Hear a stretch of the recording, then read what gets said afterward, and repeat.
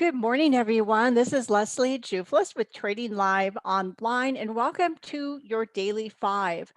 Today, we're going to look at index patterns updates. I haven't updated the indexes for a little while on Daily Five, and there's certainly some interesting patterns happening. This upper pattern here is called a butterfly cell pattern, and that's what we're going to be looking at mostly today on the indexes. So let's get started with the first chart. So we're looking at a chart of the Dow Jones Industrial on a daily chart.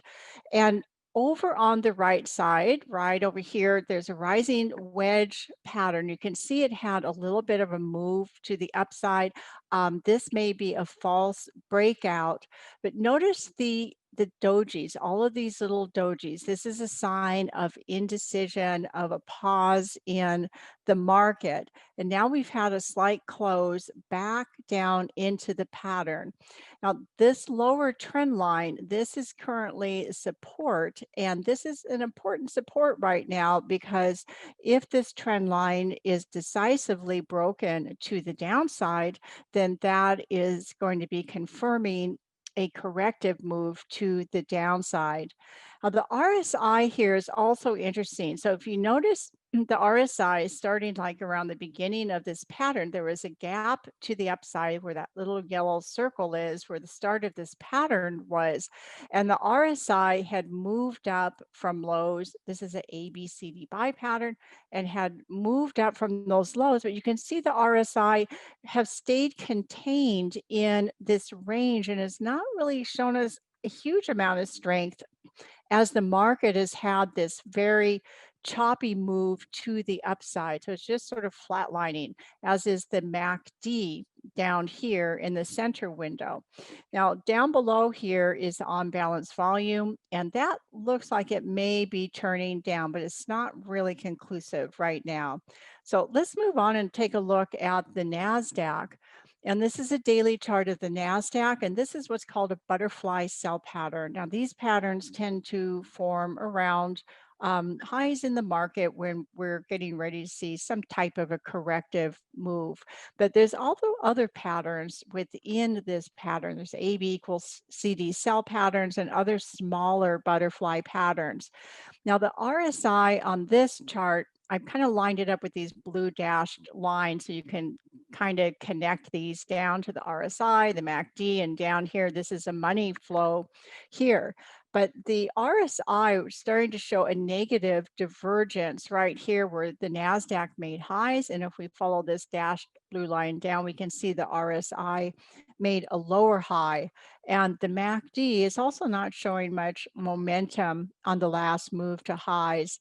And the money flow down here in the lower window also making negative divergences and turning downward. So now I'm going to spend a little bit of time here on the S&P 500 Emini futures, and I've got a couple of charts here to work with.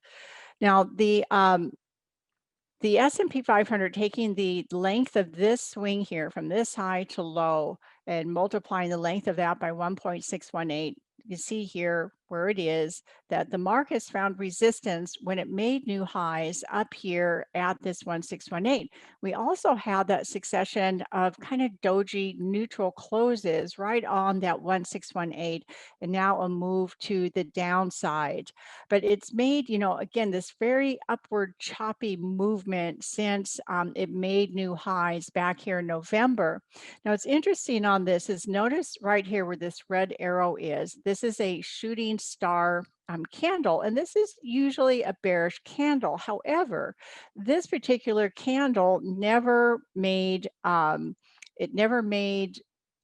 close below the low of this candle, and that's what's necessary to activate the candle as a bearish pattern. These can sometimes actually turn into bullish patterns by not closing below that and then getting a move above where the high of that candle is, which is what happened right over here late November, early December, but still very choppy movement to the upside. So now the low of this pattern is going to be important support, and that's also coinciding with the kind of intersection of this trend line across the highs from August into October, November. So that's definitely going to be a price area to watch on this. So here, the lower trend line of this upward, parallel channel pattern right here is going to be important to watch. Now, these price lows here, we're going to scale down on some time frames and take a little more of a bird's eye view of the lows of this pattern here. So let's, first, before we do that, I want to point out one other thing. These green lines marked in here, these are just showing us the length of the last corrective moves. September, October corrections around 300 points each. So I've just projected that same length of line down, and you can see that that comes in right around where these previous highs were here, close to the previous highs back from February 2020, and that's also a 618 retracement using this low to high. So that would be the first area if we see this trend line break for a corrective move to the downside.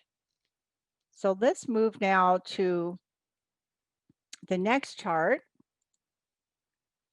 So now I'm scaling down to a 120-minute intraday chart, and there are several butterfly cell patterns forming. And this tends to happen close to corrective moves where there's multiple patterns forming on several different time frames, and sometimes within a larger pattern, as you can see here, where the X and then A, B, C, D, quite an extended CD leg on that. There are these other little butterfly cell patterns that formed, got some corrective move. It formed here, completed, some corrective move. There were some little ones right up here around the highs and some corrective move down here. But here is the 3740 area. Excuse me, this is the support area, and I'm going to scale down to a smaller time frame so we can take even a closer look at this. But this area is a gap fill area. There was a gap to the upside. You can see that right here. And the market late last week on Friday came down. The lows were here. It filled that gap. And now we're seeing just some more kind of choppy movement up and down. So this is going to be the price level to watch on the downside. And I'll show you another chart of this in just a second. Now the RSI here is down at the lower end of the range, and this is a money flow down here on the lower window, and that's also the lower end of the range. But of course, these are intraday, so there's more cycles on the intraday before usually the longer term time frames get in sync with that. So these both might get some corrective move to the upside. So let's scale down now and take a look at the next chart. So here, this is the 15-minute chart now, and we can see some smaller butterfly cell patterns forming. This one formed from just, a little over a week ago. And this pattern came down to this extension here, which is a 1618 from this low to high, 1618. We had this little pop up to new highs here that haven't held, a lot of choppy movement. And then we formed what's called a Gartley cell pattern. And this is a retracement pattern, a retest pattern of those highs.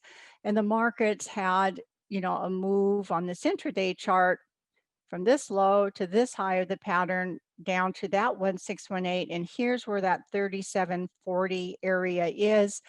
And here we've corrected, this is from earlier this morning, so a very current chart, doing a correction back up to the upside. So this move here from the high to low of this pattern is about 75 points. So let's take a look now at one more intraday chart. And here again, that 3740. So we're coming down now. This is, I think, equivalent to about a 5-minute chart on the S&P E-mini intraday.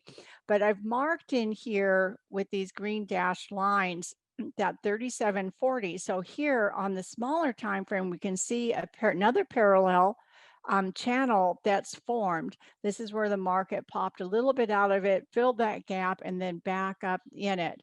So 3740 is the area to watch short term on the support area. And then above, if we were to see a break to the upside, then we'd want to watch this 3817 up to 3824.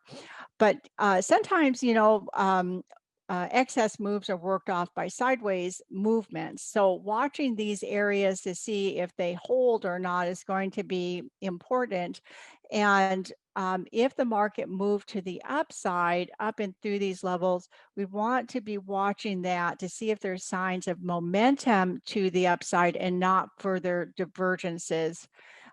So that's it for today on your Daily 5. Again, I'm Leslie Jouflas, and thank you for joining me. Hey, Grayson Rose here with StockCharts. Thank you so much for watching. I hope you enjoyed that video.